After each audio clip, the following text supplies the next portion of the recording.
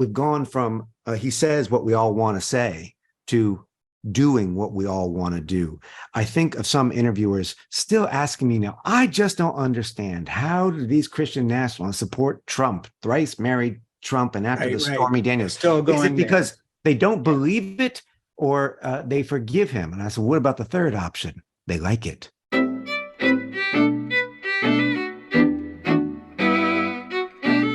Hi, this is Frank Schaeffer, and you are watching and or listening to my podcast, In Conversation with Frank Schaeffer.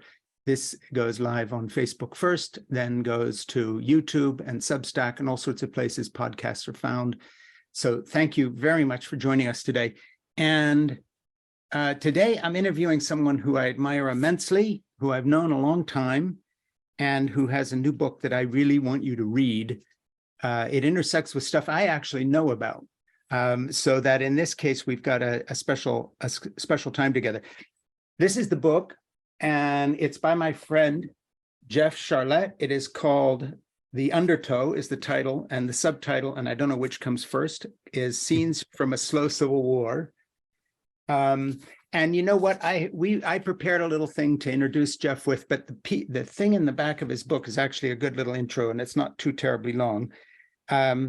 Jeff Sharlet is the New York Times bestselling author or editor of 8 books, including The Family, The Secret Fundamentalism at the Heart of American Power, adapted into a Netflix documentary series, which I hope a lot of you have seen. And this brilliant darkness, his reporting on LGBTIQ plus rights around the world, has received the National Magazine Award, et cetera, et cetera. And also he writes for Vanity Fair. And today we're going to be talking about a book that I want to say something about that I rarely do when I review a book and interview an author, because it sounds like either false flattery or just isn't true, sadly, most of the times. But Jeff's actually one of the best writers alive today. And this book proves it, maybe more than anything else you've written, Jeff, and we'll get into that. You know, I scratched on the front of this here in pencil, Hunter Thompson. I was trying to figure out, you know, what you do for Vanity Fair and all these other people. And of course, I'm not saying you're like him in terms of character, but you know, he got out there and basically introduced an entire generation, both in content and in style, to the kind of hip generation that I grew up in the 60s and 70s, with the drug culture, the rock and roll world, out of which magazines like Rolling Stone came and so forth. And I think you've done the same thing by taking this deep dive into the far armed Christian nationalist white right. And so before I ask you a question, I'm going to just read something from the book that I think there's a lot of passages I could have chosen that sort of sum things up here, but this will get people into it. And this is from a section called The Trump Scene. In 2016, I attended Trump rallies around the country to witness the role played by religion. Back then, the candidate was taken as living proof of what's known as the prosperity gospel, not so much concerned with saving society as it is with getting right with God by getting rich. Show your faith in his blessings as revealed in the opulent lives of his anointed preachers, and good fortune will trickle down. Like Trump, the prosperity gospel is transactional, quid pro quo, deal with God, affluence, or the dream of it to come in return for unquestioning belief. And yet, even the brief part of that trade is situational, a fake it till you make it faith, by which appearance counts as much as reality. And I love that passage. And I'm going to read a couple other things as we go. But I just want to say one more time, congratulations on having written a really brilliant book. I love this collection of essays. And one last thing, you've done an impossible thing. Instead of leaving you with a fragmented picture of what you're building, the fact that you've done this through a series of essays where there's not a kind of a through line, but somehow you have built an entire argument. And it's really phenomenal. So, hey, Jeff, congratulations, everybody. This is a really important book. It's about the most important subject anybody can write about now, which is the real danger to democracy and the knife edge we're walking with the resurgent, armed, angry, paranoid, delusional movement that's right under the surface, right under your nose. This book tells all about it. So Jeff, thanks a lot and welcome. Thank you, Frank, and that means so much coming from you, just a writer who I've admired as a novelist and a memoirist, and also as someone who puts your words into action and sort of seeks out accountability and justice in the world. So your writing has been an influence on me for a long time. So I really appreciate hearing. And we've known each other for a while. Our paths have crossed most weirdly back when you were launching The Family, and it was a time when Rachel Maddow was kind of interested in me too, and it almost seemed like we were doing a tag team, because she would talk about my memoir Crazy for God, and then seriously the next night I would see you on there talking about The Family and so forth. And it was kind of absurd because we had already known each other, and here I was, you know, checking out whether I was going to be on again, and then there you were again. So we've had an odd kind of symbiotic sort of thing going here. So let me get to the first question for you. What's the genesis of this book? I didn't do any research on where these essays were first, whether you wrote them for a book or using things you had. Talk about how the Undertow just came together as a book. Yeah. So in 2018, sort of halfway into the Trump administration, I decided I wanted to put together some of the work I had done. And, you know, I've been writing about right-wing movements for 20 years, but maybe on and off. And for a period of time, I thought, hey, now it's time to be off this beat. But of course, I felt like when Trump came down that golden escalator, and the work I had done prepared me in a way that maybe some other journalists hadn't been prepared to recognize both the fascist aesthetic and the religious elements of his appeal, to see that contender. So, okay, I've got the ability, I ought to use it. And by 2018, I started to see, and some of the work I'd done before, kind of an arc of an argument. So I thought then I would do this book. But, you know, 2/3 of the book takes place after Trump, actually. And so some of those earlier pieces, were things that I'd write for other magazines, although I've been kind of fortunate to sort of, I think of there's a great writer named Charles Bowden, and he would, Blood Orchid and Murder City and so on, and he'd write these beautiful books about the border, and you would see a piece here in this magazine or a piece there in that magazine. He wasn't repurposing magazine stories, and his acknowledgments, he'd say, thank you to these magazines for letting me park these drafts there for a while, while they aged into what they needed to be. So I had that good fortune of those editors who let me do that. But on January 6, 2021, that's when the book really changed, because I was watching, as so many of us were, I was watching it live. And even though, you know, deep in this history, and I'd be curious to whether you were surprised on January 6th, I still found myself shocked. Even though I'd known something like that could happen, I couldn't believe what I was watching.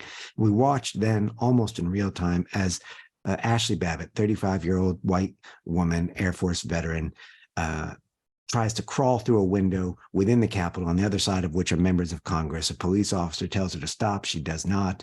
The right-wing TV will tell you that she was unarmed. She wasn't. That's her knife on the cover of the book. That's the evidence photo of her knife. And some people said, oh, but that's just a handy knife. I carry those. Try carrying one onto an airplane or through a metal detector at a court and tell me about that.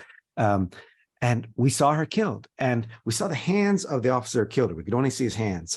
And they were the hands of a Black man. So as a student of American history and American mythology, I knew what would happen with that, because that's an old story. That's the lynching story. They were going to make innocent white woman killed by dangerous Black man in that story. That was the justification for so many lynchings.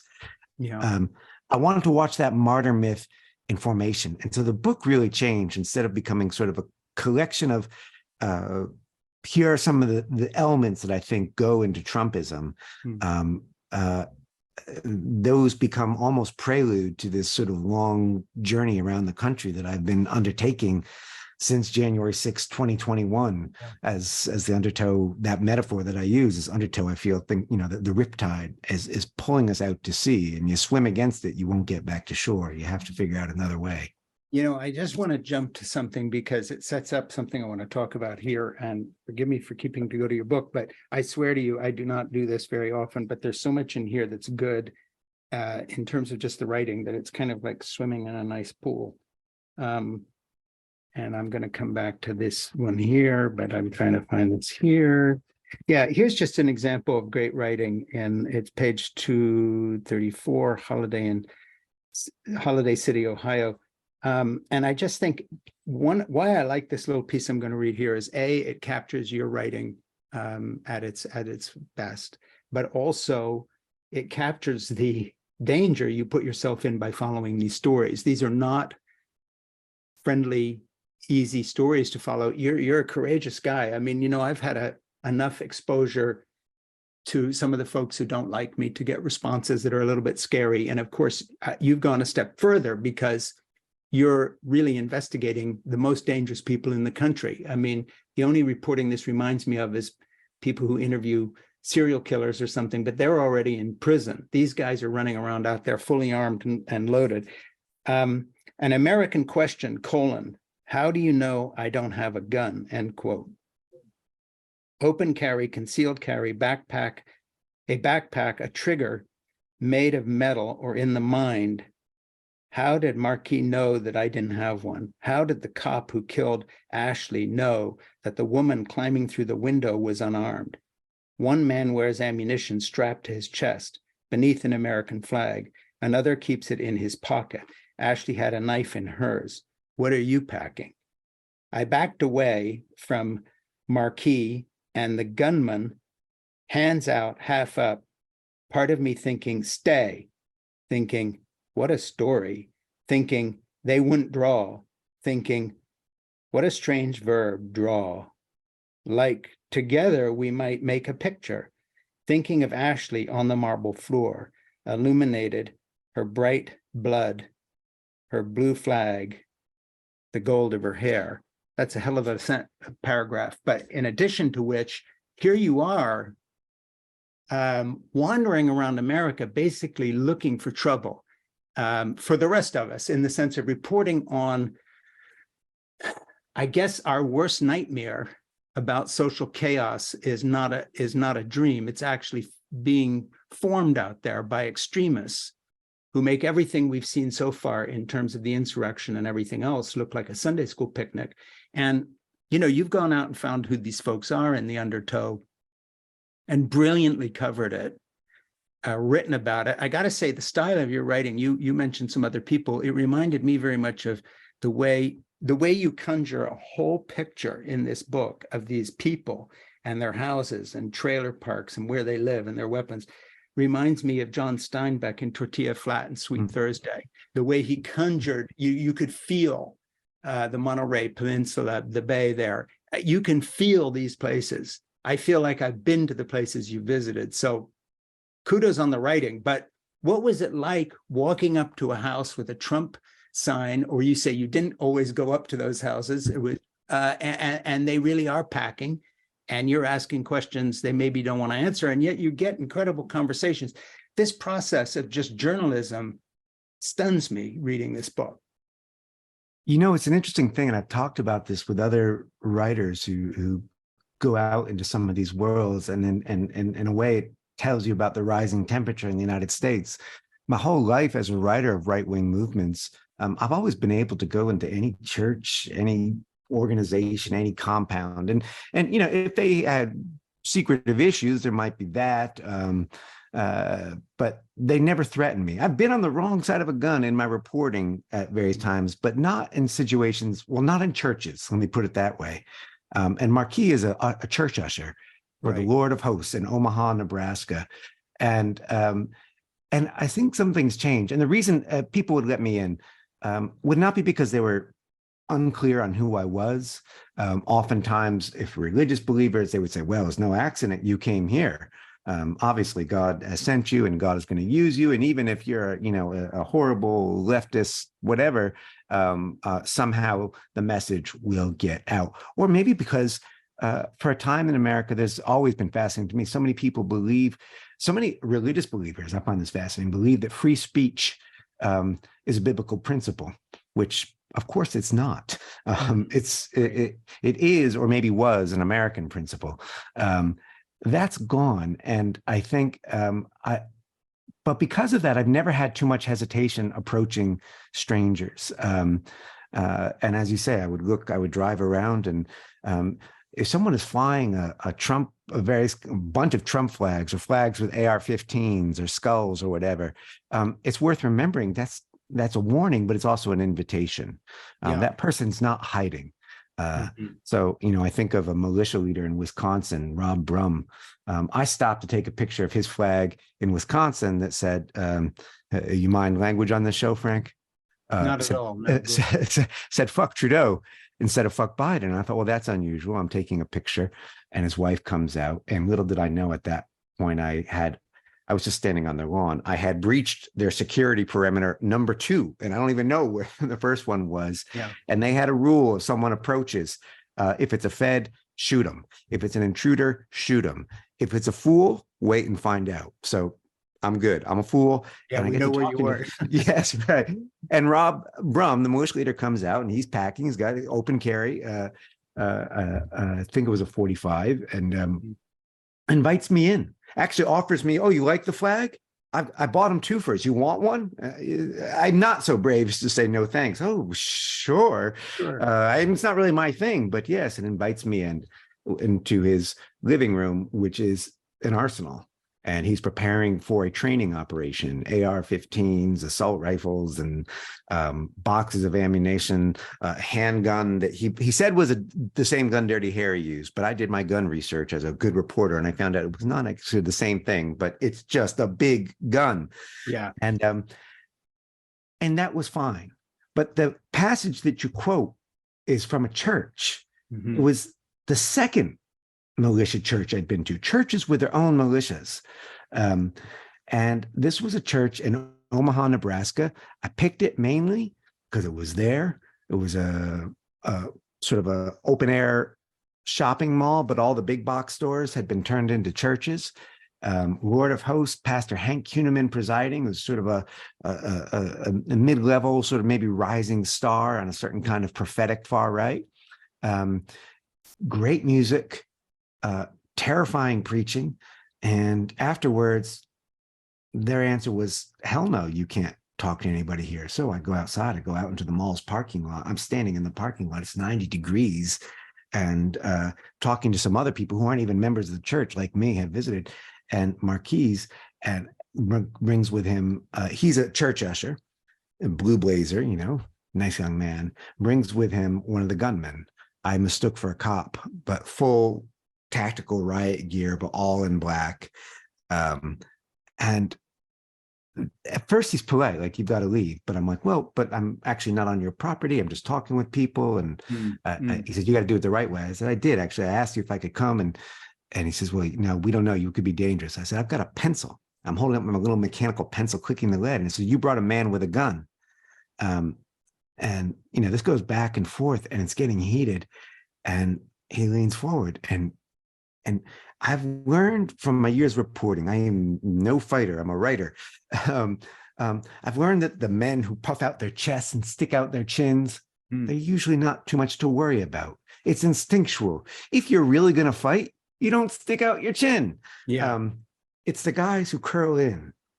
And this is what he does. And I realized, my God, they're going to at the very least hit me. They are not afraid of this.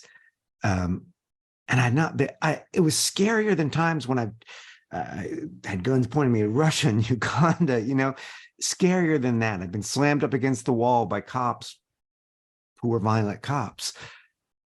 The line was gone. The line of like, they will absolutely cross it, and they'll be backed up by the police there. And it's haunted me since that moment, because I feel like it was for this sort of transformative moment and my own journalism after all these years, but it also marks this moment where I can't necessarily go into a far right church anymore. They may bring a man with a gun. And that sense bleeds through, not just in that passage, but in so much of the book. It's funny because it builds. I don't know if you did that on purpose, but the way it builds is that by the time you're getting into the last third of the book, the sense of threat is palpable, even when it's not there. It kind of runs through the whole thing.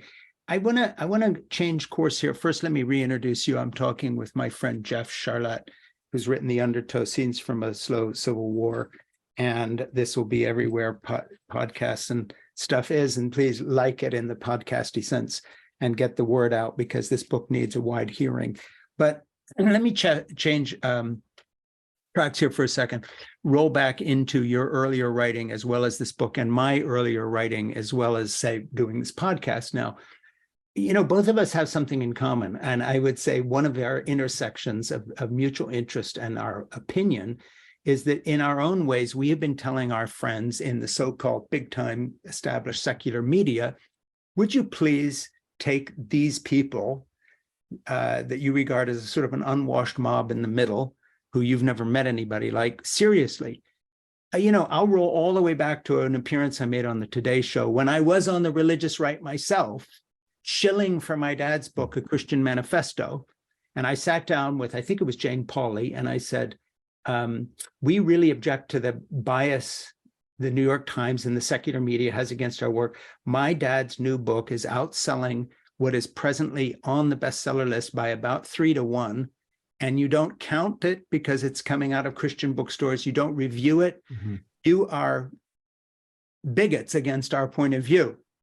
The weird thing is that's one of the few things I said back in that day that's phrased slightly differently. I'd say now. Now, yeah, absolutely. And that is, shit, man, you know, they didn't see us coming, but it's not because we were like that guy putting flag right on the lawn. He's not hiding. Right. He wants the attention. We wanted the attention, but we were part of an unwashed evangelical right-wing mob that no one paid attention to at all for the 40-year rise of this movement until sort of the last second when Trump stumbles forward, having made a deal with Franklin Graham and Ralph Reed and some others, who gave him a list of judges and said, if you appoint these guys, we'll back you.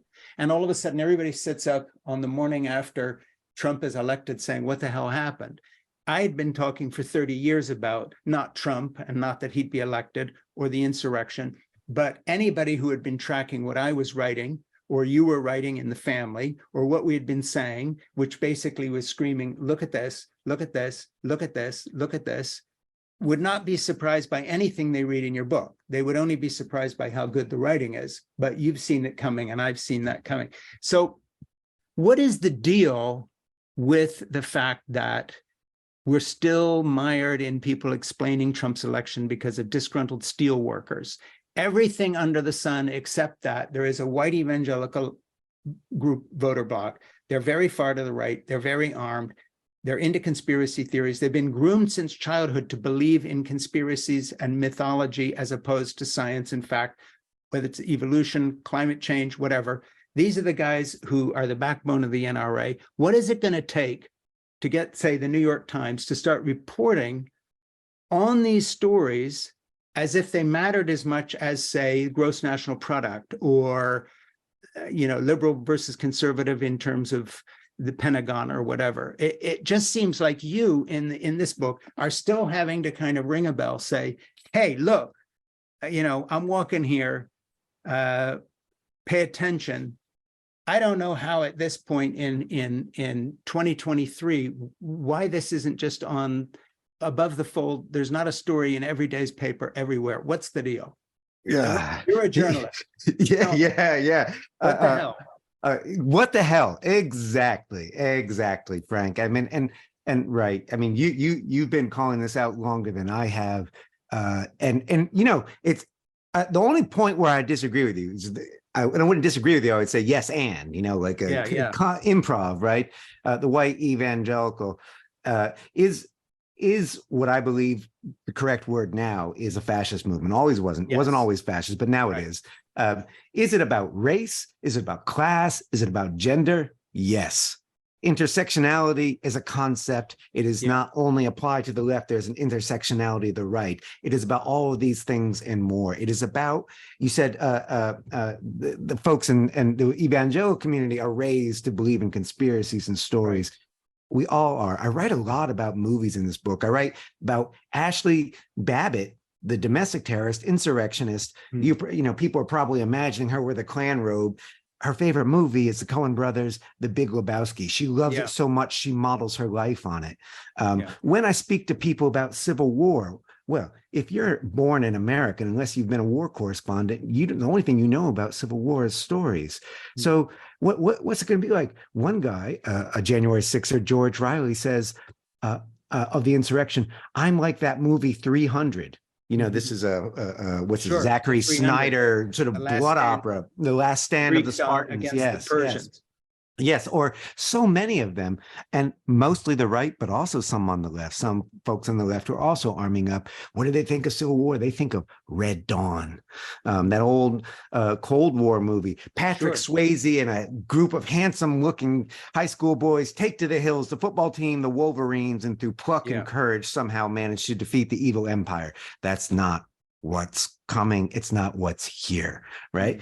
And still, our media can't recognize it. You know, I did a book event for this book, and I really struggled with whether or not to talk about this because I love the bookstore and I didn't want to put them in a bad spot. So I'm going to make it a little sort of, I'm not going to give names because the names don't matter. With a New York Times senior political reporter who, much to my surprise, instead of being my conversation partner like this, came loaded to bear, very upset. What is the problem? Using the F word, the awful F word. Fascism. Well, why do we have to label things? Why do we have to call Trump racist just because he says racist things? Yeah. You know, and I understand. Look, as a white person in America, we are all infected with white supremacy. I too, I never use the N-word or something like that, but I've said things that I know are shaped by racism. I'd like to think that the main descriptor of me would not be a racist. But if I'm committed to that movement and I'm committed to fascism, and then we use that term. I write in the book, in my 2008 book, The Family, I had another chapter called The F Word, and I was writing about the fellowship, the National Prayer Breakfast folks. And these were guys who, after World War II, were actually recruiting senior former Nazi war criminals to advise congressmen. And still, I said, they're not fascists. They're not fascists. I'm not defense. There's more than one kind of bad under the sun. You would say this, I wouldn't describe your father's program as fascism either. There wasn't the reverence for violence. Forgive me, there may have been a bit of a personality cult around your dad, but that wasn't his vision for what the movement was, right? That we have a great leader. And there wasn't as much of a demonized other, right?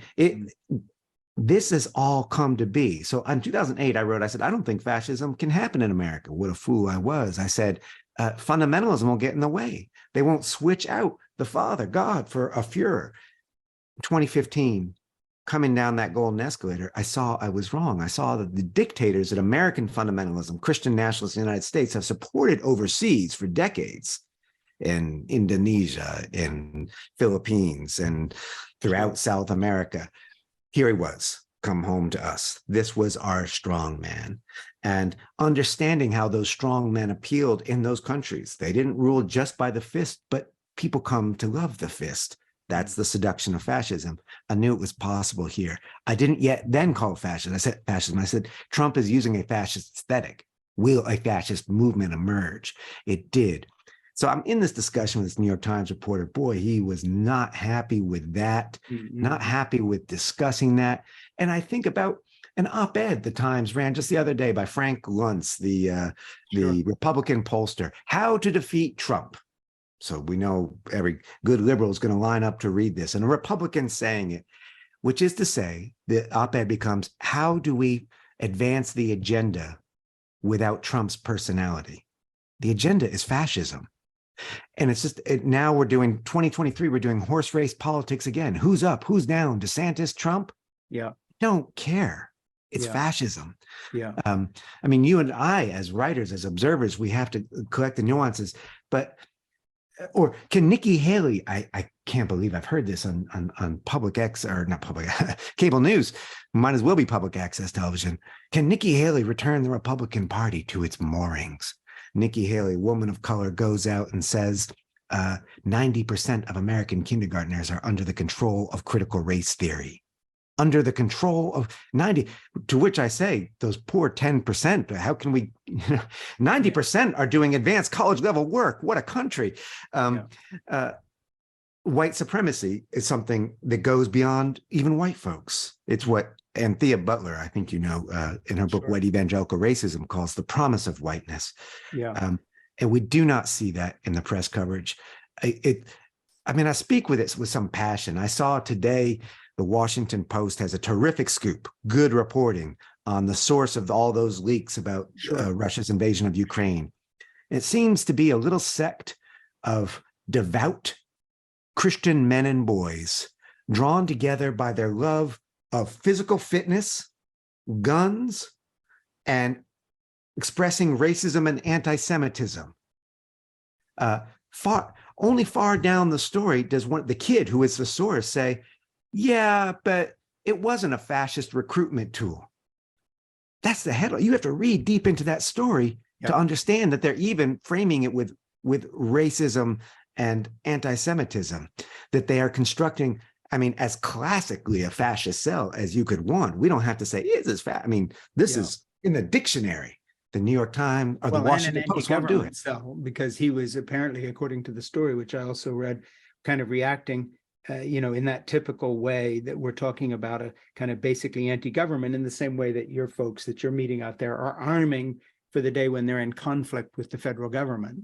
And so he was leaking, and didn't they have something about him shouting, racist slurs while firing a gun or something? And and that he was, loves God and so forth and so on. So, the picture that emerges is another right-wing armed former, maybe evangelical or current evangelical of some sort, who believes in God and guns and country, but sees himself as somehow an enemy of our own government as part of and that's what trips up so many of the journalists, because they don't do the history. I asked this New York Times reporter, what do you think fascism is? Didn't know. What do you think the line is in terms of, you were talking about my dad, Francis Schaeffer, and books he wrote like A Christian Manifesto, and the fact that, he sort of grandfathered in the evangelical anti-abortion. Look, it's on the spectrum. That segued into something.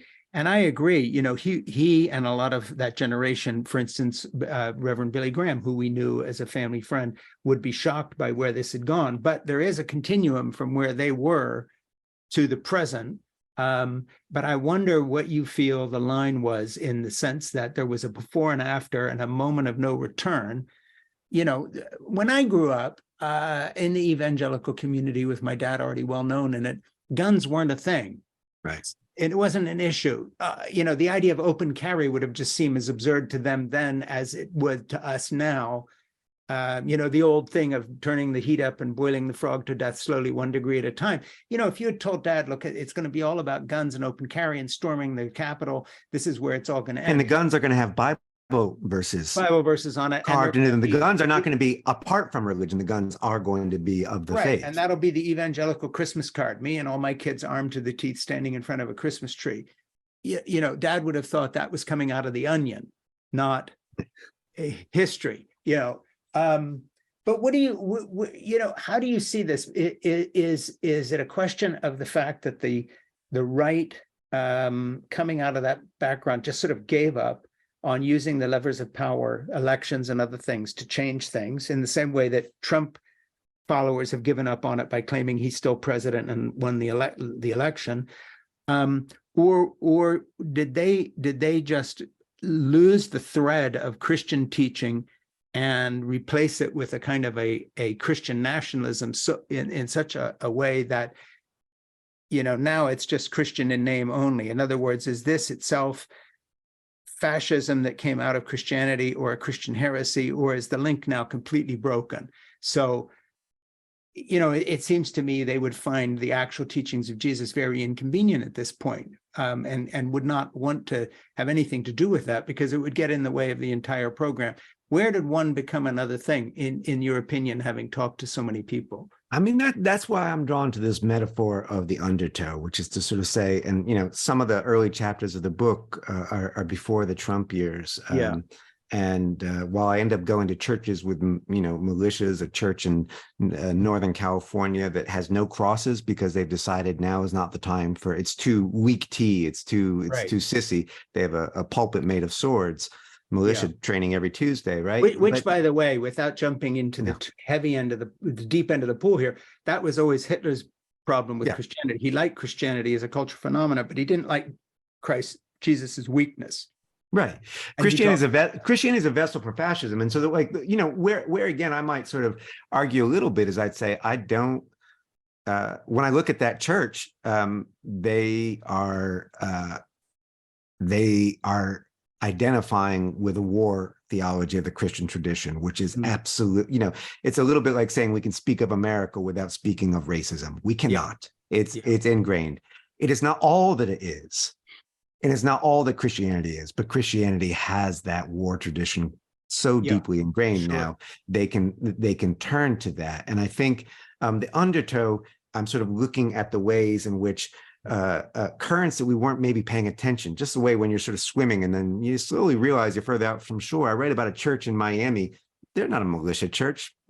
They have cops outside with guns because they're in a poor neighborhood and they don't want the poor people coming in. They're in the poor neighborhood because they want to be amongst the hipsters. These are the beautiful people, the gorgeous people. Yeah. I originally wrote that for GQ and they were so disappointed when I showed up because they were imagining GQ. And then it's just, they're like, but you're bald. I mean, these are guys. This is the pastor is the guy who performed the wedding of Kanye and Kim Kardashian, pastor to Justin Bieber. He looks like Leonardo DiCaprio. In fact, he likes to hit on a lot and so on. They don't talk explicitly politics, but the undertow is there.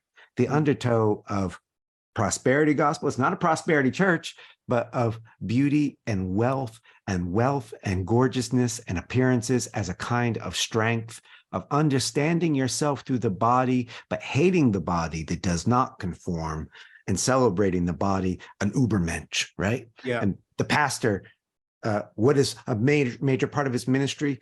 Photographs of himself shirtless. He's a good looking dude, riding a horseback with ripped jeans. That's an Übermensch kind of thing. Sure. And fascism, which is what they kind of recognized, which is what Tucker recognizes in Putin. He's his guy. Yeah. So he's also like shirtless. And he's defending Western civilizations against gay people. And it's why so many Trump posters, Trump flags, Trump T-shirts are Trump shirtless. And not Trump as himself shirtless, but Trump as Rambo shirtless or Trump as a rapper shirtless. A muscle man, right? Because that's the true Trump. I think that current has been pulling us out there. But what I think really matters mostly, you say your dad or Billy Graham wouldn't recognize this. I don't think Franklin really understood it. I don't think any of those guys understood it at the time. Because remember, initially they did sort of resist Trump, but they pretty quickly were realizing, oh, we're not nearly in charge of this movement as we thought we were. Yeah. Right. I think that the old Christian right warlords thought that they owned a voting bloc, and it turns out they didn't. And so they could either get with the program and keep riding that wave, or they could, like Russell Moore and the Southern Baptists, be out in the cold. Remember when he was on TV all the time? Well, he's a prominent Southern Baptist, and he says no. Well, that must be no. It's not. It's not that kind of movement. I think what we have to do is understand social movements, and fascism is a social movement. It's what they mark is a convergence of many kinds of tendencies that would not normally talk to one another. Yeah. The Franklin Graham types are not normally hanging out with Proud Boy types. The Eric Metaxas folks are not hanging out, for that matter, with the real serious intellectuals, the Catholic right intellectuals like Patrick Deneen and so on. The sort of next generation of Paul Weyrichs. Yeah. We have scholars, we have thugs, we have goons, and we have a whole lot of regular people who, by the way, most of the people in this book, unless we meet them in a church, they're not churchgoers. However, most of them you would describe as Christian nationalists. Ashley Babbitt, she understood herself as fighting for God. She didn't go to church. Yeah. And she wasn't pious. I think that too is something the press doesn't understand. It's still looking for blocks and membership roles. What Trump was able to do, like Putin, was build on that evangelical base, but to activate a Christian nationalist ethos. It's stronger in Russia, where they have single-digit church attendance, and yet majority of the population loves this idea of Russia as a holy, redeeming country. Yeah, let me ask you a question here. that sort of follows on from all this. It seems to me, as you play this out into the future, you have that evangelical white voter bloc sort of diminished influence over the fringe of the fascist movement in America, this armed group of people that gradually just give up the attachment to Christianity and the lip service to it, and the appeal to biblical absolutes. We have to return to the moral values, that kind of a thing, and go into a completely different iteration, which is just strictly political, violent, and so forth. And yet, if you look at the evangelical movement today, these folks are disproportionately well armed, and they are stocking weapons, and they are kind of the tail wagging the dog now.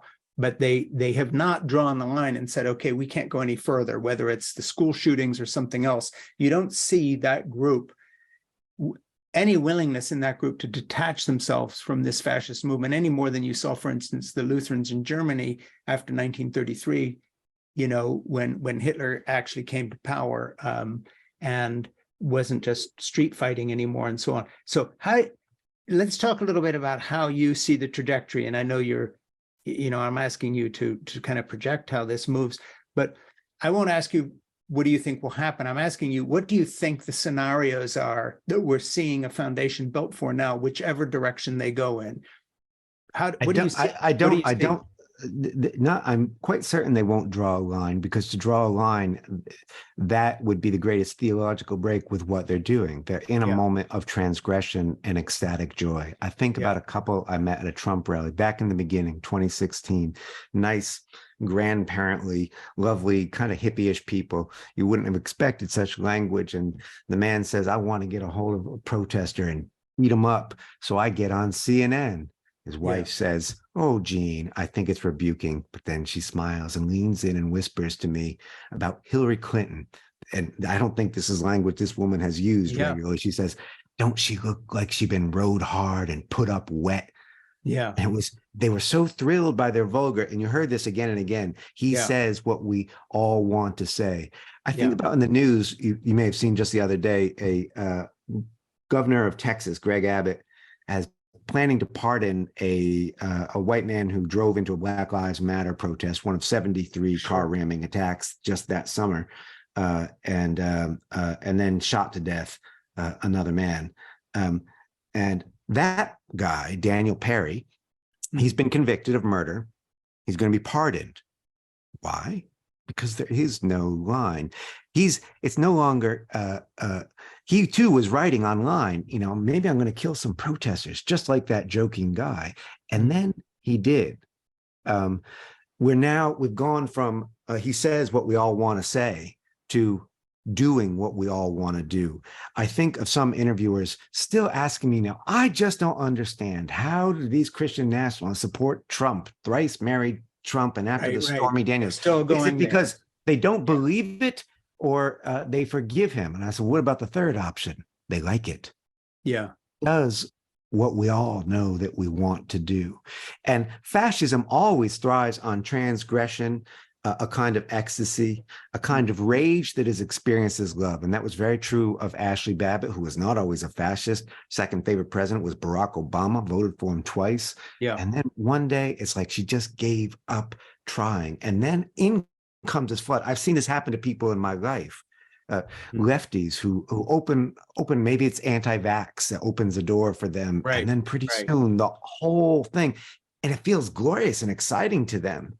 And transgressive. They are the cultural rebels now, is what they feel, right? And so I think to draw a line, to say, well, this is where they'll draw a line. Greg Abbott was just our latest. That's a new thing, just simply overturning convictions. Well, we saw that with, what's his name, the kid who shot two people, suddenly he's a hero. Kyle Rittenhouse and Trump, remember? Murdered them in cold blood and invited him, and then they're all talking. What about the folks who say to you or to me, well, the white evangelical movement is an aging movement demographically, they're all going to go away, they're going to be replaced by younger voters.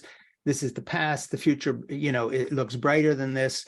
As this kind of, beast goes through the gut of the snake, it'll gradually dissipate. It seems that that's wrong on a couple levels. One, a lot of these folks are not my age. I'm 70 now. They're young. And the other reason I think this is, and I don't even know how to broach this correctly because but I think a lot of folks have assumed that somehow people coming across the border in waves of immigration are going to be on the side of Democrats and progressives.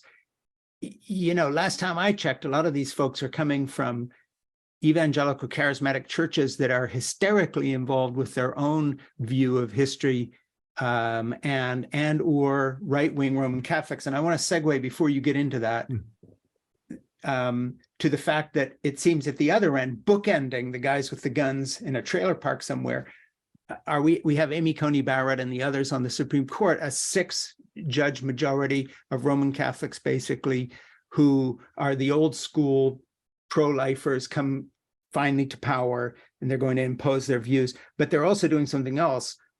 And I think this has a lot to do with the rise of fascism in America, because they are carving out a special dispensation for anything called religious liberty and the ability to discriminate as long as you're doing it as a matter of religious conscience. And now that gun ownership is also part of the Supreme Court's agenda, and pushing places like New York State to modify their laws so you can start having open carry there, unpermitted carrying of weapons and so forth.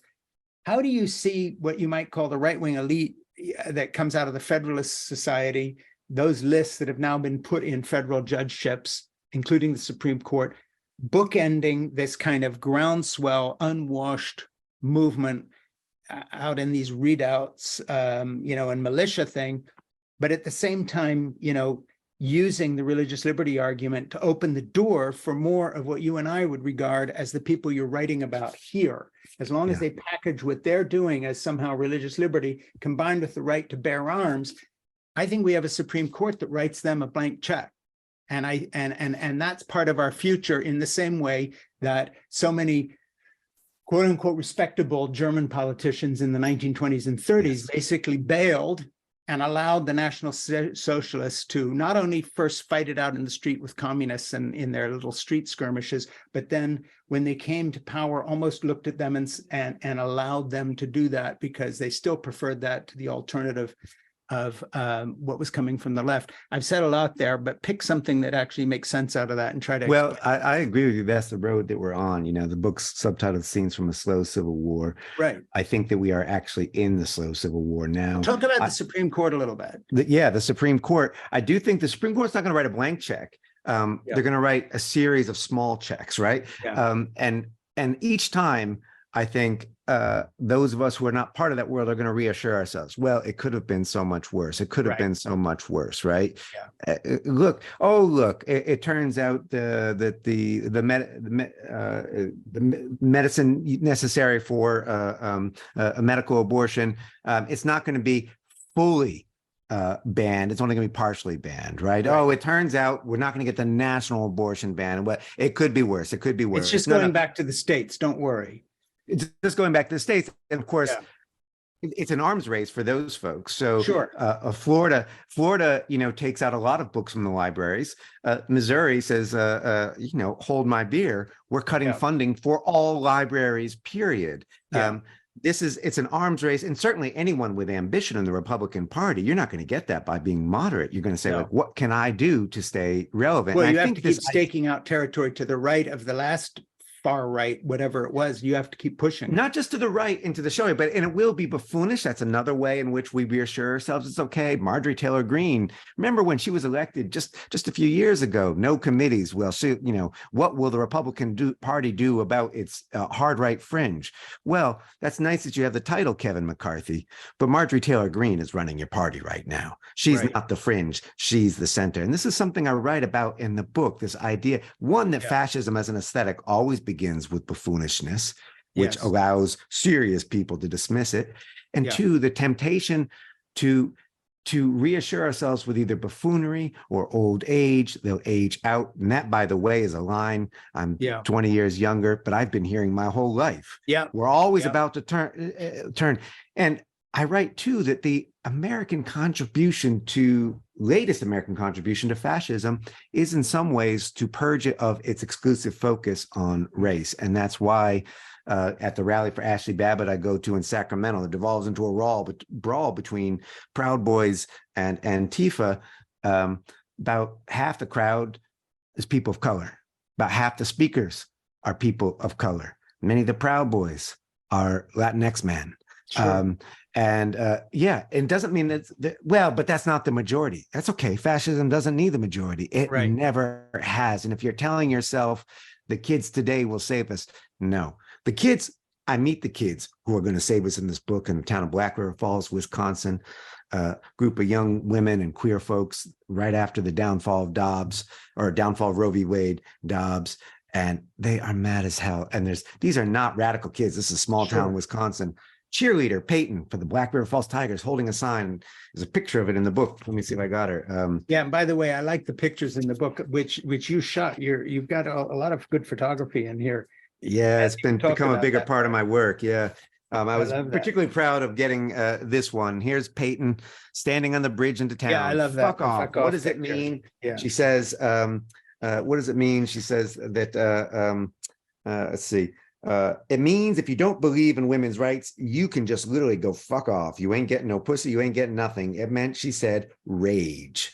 Yeah, this is a young woman. This is language she didn't normally use, but she is mad as hell at you, at me, as the generation that failed to protect her rights. Yeah. And how is she ready to fight? She's armed. She's armed. And she knows how to shoot. And she says, yeah, civil war. Yeah, I think it's coming. So let me ask you a question about this idea on civil war. You know, this is not South versus North, and there's not a clear issue.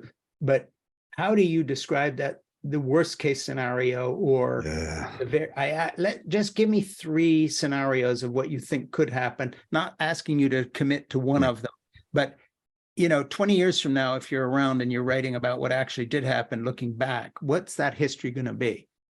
So I think the worst case scenario is this, and was outlined or alluded to actually in the Washington Post by 3 retired senior generals. This is an op-ed that should have been read by everybody and wasn't. And they came in and they said what those of us who have done reporting on the military know, it is not nearly as monolithic as people understand. There's a reason that General Milley on January 6th said, hey, take orders from me. Essentially, as I understand it, kind of that's borderline mutiny, right? Right. He's saying, Trump standing there with his, like Trump standing there with the Bible. And before it happened on January 6th, remember that thing where he's standing with the Bible? Police are running by, they're tear gassing, pepper spraying people. And then there's somebody at the Pentagon starts rumbling and saying, we're not part of this. And then January 6th sort of happens. But some are, and the military is not monolithic. And people like General Michael Flynn, who's sort of a crazy QAnon figure now, those folks have always been there, but they have been contained by the institution. So maybe they're just good at doing logistics, or maybe they're just put on a turkey farm somewhere.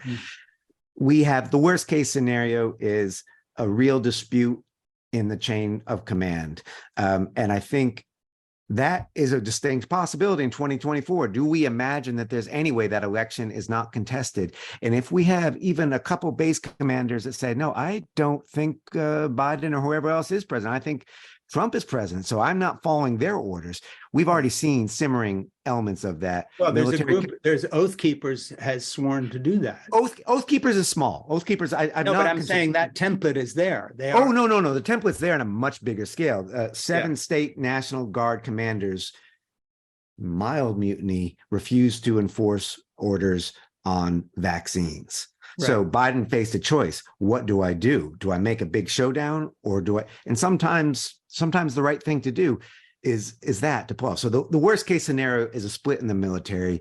Military leaders are warning us it is possible. That's the real war. Right. So that's the worst case scenario. Second worst scenario is maybe Northern Ireland, a long period of the Troubles, the simmering civil war that we're already in, the casualties that we're already seeing, but on a much bigger scale. I think you see the beginning of it with people shooting up power exchange stations to take, all that stuff, not to mention the killings, but there's a lot of little things going on which are happening. There are there and the pregnant people who are bleeding out for lack of reproductive rights. Those are casualties of the slow civil war. The 20 states in which my child is now to some degree criminalized.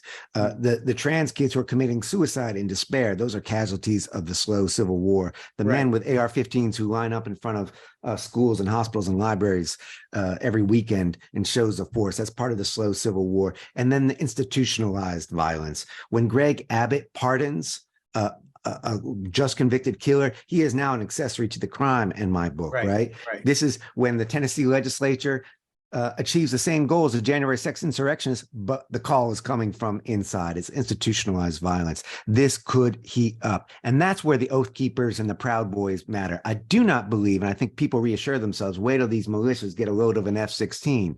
You're right. Militia versus the U.S. military, it's not a question. Right. But militia committing acts of terror all over the country, we're already there, and it can get worse. Now, but the third not scenario, to mention the fact that on January 6th, you did have some active duty people and retired military people who were part of that crazy unwashed mob. Yeah. But they're, and they represent a lot of other folks. So yeah, go ahead. But the third scenario is this. The third scenario is, I think the central lie of fascism is an inevitability, right? That this is coming. And it's despair. The book in some ways is about grief. I think grief unprocessed curdles into rage. I think there's a great deal of grief in the country now. The pandemic, the loss of some of what we believed about democracy. And I mean, this is no defense of white grievances. They're people who lost a privilege they thought they were entitled to. That's still lost. Process that grief. Mourn what you did not understand. When we don't mourn, and we haven't mourned our pandemic dead, we haven't mourned, we're not mourning climate crisis. We call it climate crisis. It's not a crisis. A crisis suggests there's a resolution, as if either we'll all burn up or maybe the glaciers will come back. We might not all burn up, but the glaciers aren't coming back. This is the condition that we live in. We mourn the loss and then figure out how to keep going. So my third scenario is that we begin to mourn, that's part of the organizing, part of the work of democracy, of building something beautiful. I try to, the book is bookended with what I think of as these hope notes, these old singers who are forgotten. Harry Belafonte, what's he doing in a book about Trump? Yeah, I like that Belafonte part. Yeah, because he's got the diagnosis of the white supremacy that feeds everything in this country, but also because he's long in the struggle. And that's why I reject the language of crisis, because the struggle is long. It's not. Trump wants us to believe it's the final battle. Yeah. Good news and bad news. So when you're talking with, you're at a book signing or something, and some intense lovely, right-thinking younger person comes up to you and asks you what we on a more progressive side could be doing better in terms of not inadvertently not fomenting, but not addressing the real issues, or addressing them in a way that simply drives things further. If you were able to push a couple buttons and help kind of do a reset, you're talking about mourning, which I think is terrific.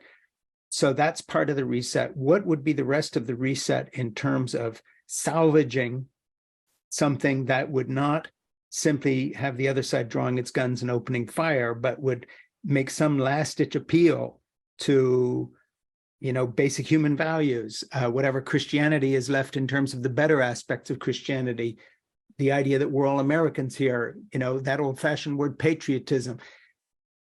I'm not asking you how to change minds. That's a different subject. But in your conclusion, your hope notes and so forth, I just, talk to the fact that we're facing these scenarios, and I don't think any of them are far-fetched, by the way, from my own analysis. What do you see as, okay, take a deep breath, step back. It's a long fight, as you've just said. It's not happening overnight. What can we be doing different in the way we present ourselves as an alternative to, open carrying, hate of our own government, just exploding rage and grief? What's the alternative? I think a couple things, and I've met those people at events and so on. Sure. I do reject for myself, and I'm an all hands on deck guy. So my first answer is, whatever you think is best, I'm for it. And if you're a moderate kind of person, I'm with you. And if you're a never Trumper, I'm with you. And if you're an Antifa out in the street, I'm with you. Right. I'm an all hands on deck. I don't. No one who says I know the cure to fascism Sure. is telling you a lie, right? I reject the language for myself of salvage in the same way that I say, like, how do we preserve democracy? And I Sure. think about the language. That's a bad metaphor, right? That's like Yeah. preserve it, put it in a jar, a jam jar, and put it on a shelf. Yeah. We don't preserve it. We do it. We haven't even pulled it off once yet. You don't have a democracy. Maybe you had some democracy yesterday, but the only way you're going to have some today is if you do it. And that can mean for some folks, yes, going out, getting involved in local organizations and so on. You should do that. If you've got any spare change, you should spend it. But I do believe that it is unfortunate, but it is real that the right has forced us into a which side are you on moment, just like the old labor ballad, which side are you on? Yeah. And I think of this, and I think there's too many folks, I would say this, who feel like, how do we talk reason into these people? You don't. In the same way, we have a group that seems to be preparing a lawsuit against my children's public school district here, and they seem to want to know a lot about the queer and trans kids in the school, and they want that to be made public, right? Well, how do I go out to those unwashed fools and educate them? Well, they're more educated than me. I teach at Dartmouth. They went to Dartmouth. I couldn't have gotten into this college. They are elite conservatives. How do I go to them? I can't change their minds any more than they can come and change my mind and tell me that my queer child is somehow an offense to God. Not going to happen. So which side are you on? Well, I'd like to be in the middle. Well, in the middle, you're standing in front of the row of guys with AR. Over here are the men with the AR-15s. Right. Over here is a library with some kids listening to stories. If you have a hard time, and I know you don't, if these people like have a hard time, how do we get back to the common ground? If you have a hard time figuring out where you are in that scenario, right? If you say, hey, I want to be in the middle, if you have any answer other than I'm with the kids in the library and I'll put my body in the way if I have to. But no, I'm not going to stand apart from them because I have questions about trans issues or something like that. You have questions? Great. That's no excuse for a lack of solidarity. Yeah. I think to those people, I'd say, look, what we need to do is build beautiful, not go and convert right wingers. I'm not a big conversion guy. Yeah. I'm not an evangelical. I'm not right. Build beautiful, think long term, mourn, accept the losses, and also, most importantly, for everybody, I do say all hands on deck, because I say this to my friends who are very, very radical too, and want nothing to do, are as frustrated with the New York Times and the Washington Post as you and me, and I'm going to cancel my subscription. I'm like, great, Trump is shaking now. Oh no, he's going to say it. These big institutions that are really inadequate, they're problematic and so on. Burning them down is exactly what fascists wants to do. It's all hands on deck. It's popular front, which is a big part of how we beat fascism in the 30s and 40s. We need it now. So I do say it's a little bit of like the radical side. Which side are you on? But it's also anyone who's on that side, they are my friend. Yeah, no, I think that's terrific way to put it. I said much the same thing when people were telling me, because they think I came from quote that background. I'll know something, how do we reach out, blah, blah, blah, blah. Yeah. And I say, you don't. What you do is you win the next election and you win the election after that, and you get down and you fight it and you triumph, because this has to be defeated, and you find ways to do that. Exactly what you're saying, phrased in a slightly different way in the political. Yeah, there's an arrogance to suggest that someone could have gone. I mean, you did change your mind, but that was a process you did. Someone didn't do it to you. No. Evangelicals, of course, know, I can't really convert a person. Right. If they want to come to God, they can.